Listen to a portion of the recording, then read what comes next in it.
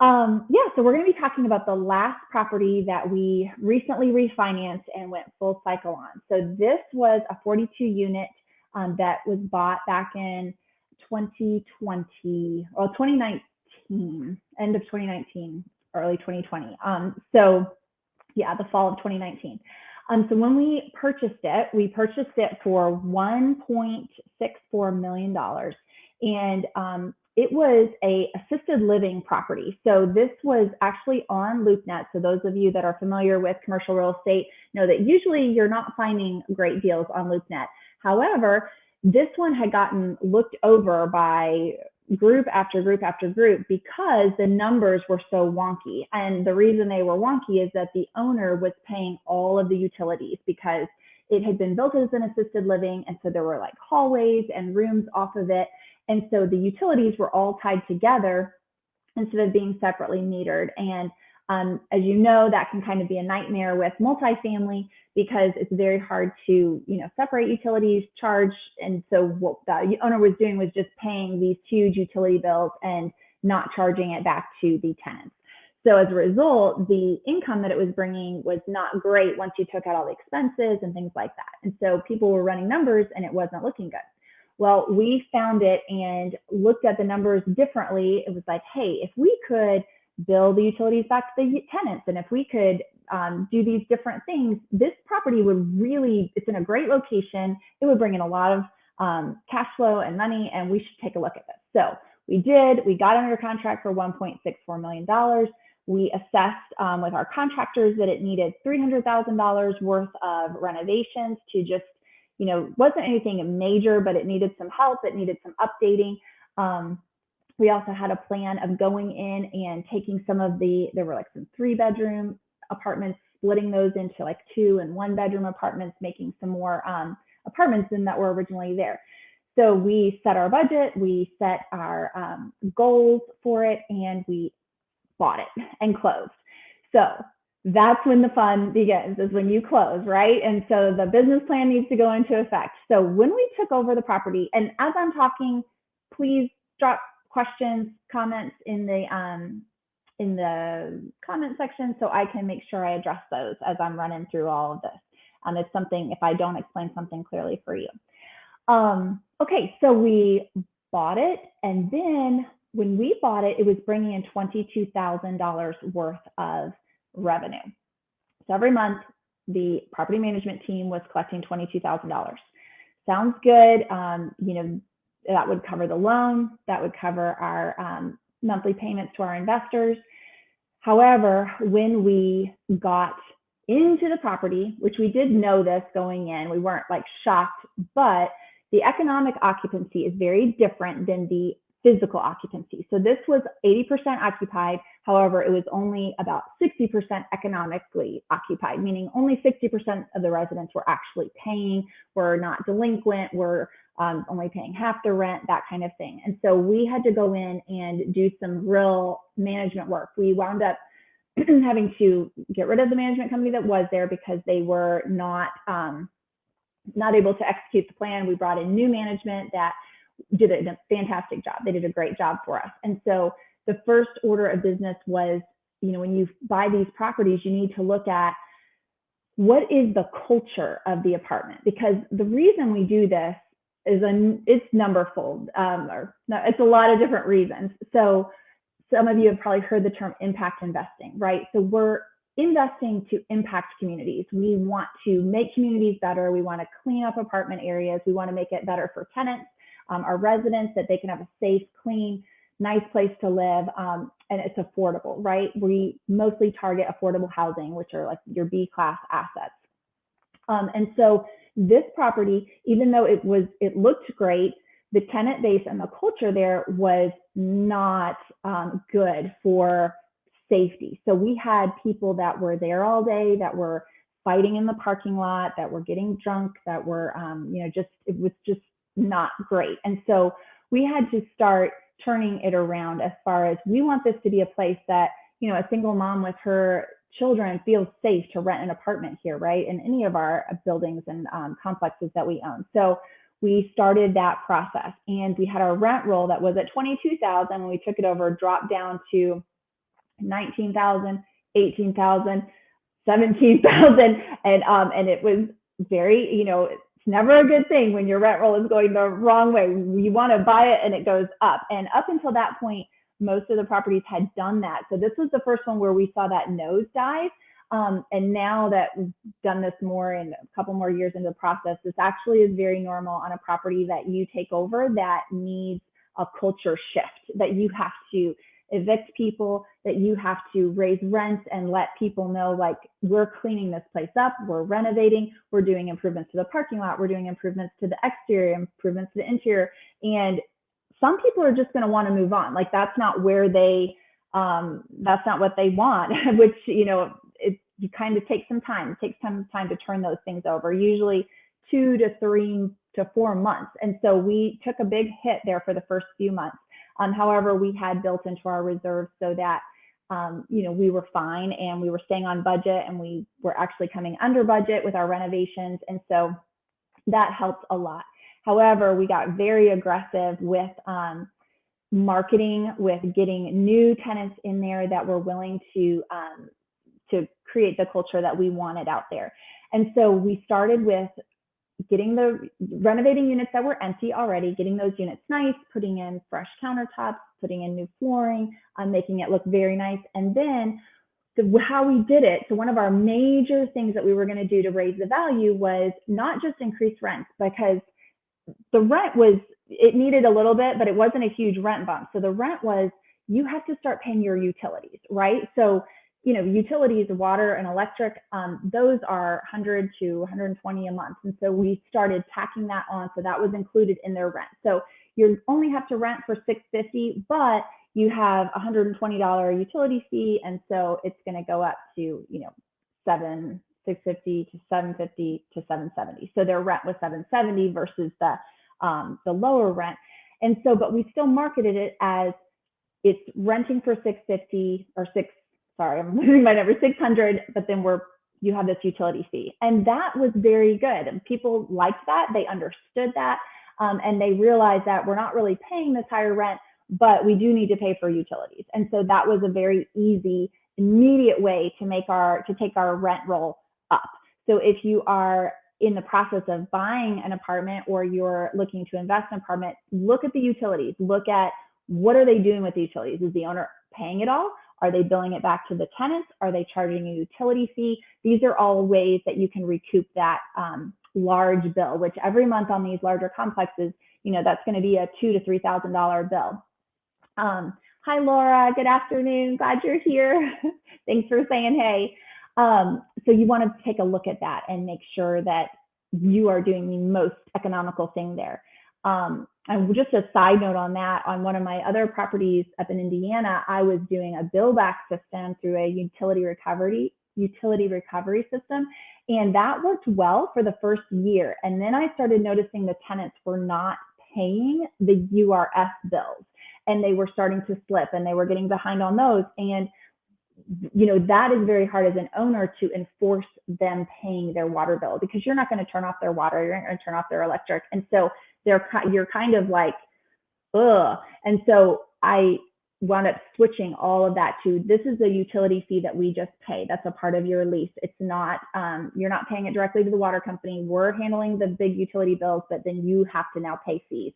And so I feel like that's a very easy and clean way to make sure that you're recouping the money that you're spending on your utilities, which is definitely something you want to do as an apartment owner. You do not want to just be footing that bill and just taking that out of your expenses. That should be billed back to the residents in some way. All right, so back to this situation. So we had our rent roll going down. We needed it. We were on our way to 30,000 was our goal, and or 32,000, and we got very aggressive with marketing. We put it all over, and before we knew it, it took about 5, 6, 7 months, and then we started seeing that turn. And that's what happens with these apartments. It's like getting a train going, and it kind of starts slowly, and then all of a sudden it starts chugging and gets a lot of momentum. And once you turn that corner and you start getting that tenant base turned over, getting the culture that you're trying to create out there, you've got things that are freshly painted, fresh landscaping, people are getting attracted to your complex versus afraid of it or thinking, oh, the owner doesn't care about that. And so that is one thing I just love for myself and for my investors. It's like when they're putting their money, we're doing this, obviously everybody's trying to earn money, but at the same time, your money is going towards improving other people's quality of life and where they can live and their home and making a safe and beautiful home for them, which is really, it's an exciting layer of this whole process that I just love. And that matters a lot to most of my investors, that is a part of, that they're being a part of something so special that is really helping other people. And so, so we had, on this particular property, we raised $450,000 from investors, and they earned a 10% preferred return on that. And so they were getting those returns throughout while their money was in. And so then after we did our whole project, at that point, then we were able to go back to the bank and, oh, hi, Isabel, glad you're on here. I know you love that too. You do a lot. That's great. We have that same mindset. So anyway, so then we went back to the bank and said, hey, we've raised the value. Now our rent roll, it was at 22 when we bought it. It went down to 17,000, but now we are at a solid $33,000 a month that this is consistently bringing in. And banks are going to look at your trailing T12, but they're going to look specifically at those last 6 months to see, are they consistently getting this? Is this normal? And once you have that track record, then you can go to the bank and you can say, hey, we've executed our business plan. We've done a great job. We've done these improvements. We've put in these renovations, and our tenants are now paying this much in rent every month, and we're collecting this much. And so the bank says, wow, great job. We'd love to have that asset in our portfolio. And so then they loaned to us. They valued it at 2.65 million. So then we got wait a second, get my numbers right. Yep, 2.65 million. And then we got a new loan, which was 75% of the loan to value, which means, 75% of that valuation, that we now have that higher valuation of 2.65. Now the bank says, we're going to give you a new loan, new debt on the property, and we put that in there at 1.875. And so we were able to return all of the capital to all of our initial investors. So that all went back to them. They'd earned all of their interest, they'd gotten their preferred returns, and then they were able to get their capital back and then turn around and invest it with us in the next property, which is always the goal, that we can just keep this going. And we have multiple projects running at the same time.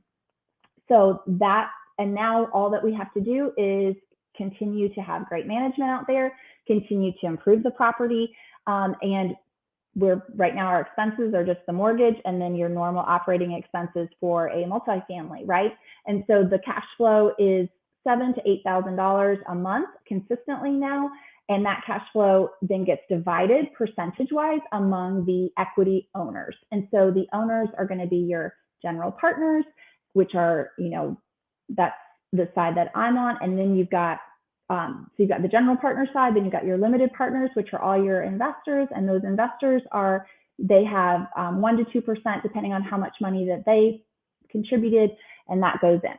So that's how it works, and that's how this one does. How long did it take? Oh, great question. So this one usually it's a 2 to 3 year process. So this one took us 2 years. The bank did not.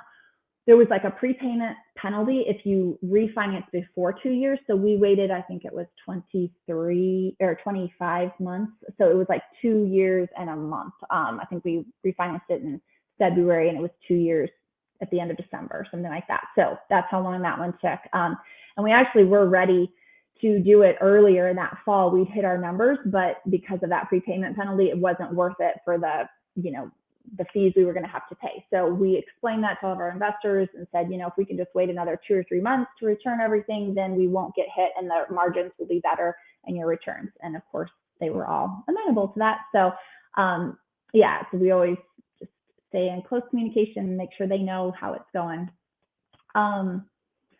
What else? Any other questions, any thoughts or questions for me about that particular property? Drop them below. Trying to think what might else be helpful.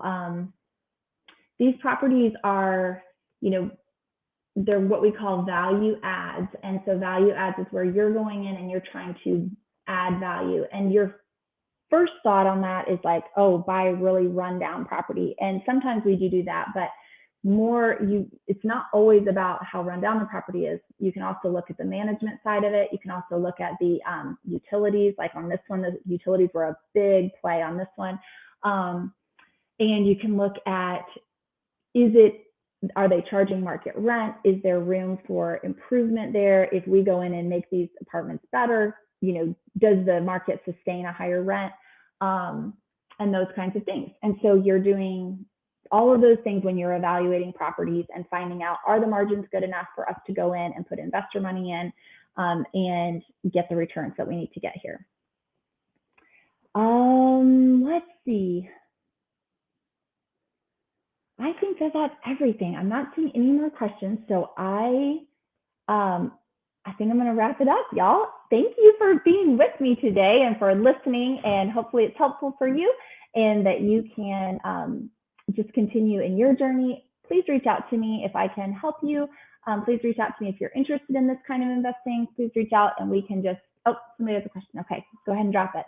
And so that I can try to help you and educate you on all this. Let's see, I'm just going to check. Who's got comments?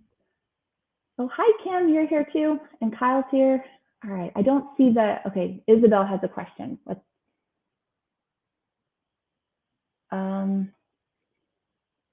I don't know if if you have a question, Isabel, go ahead and drop it and then I'll try to get that. Thanks, Kim.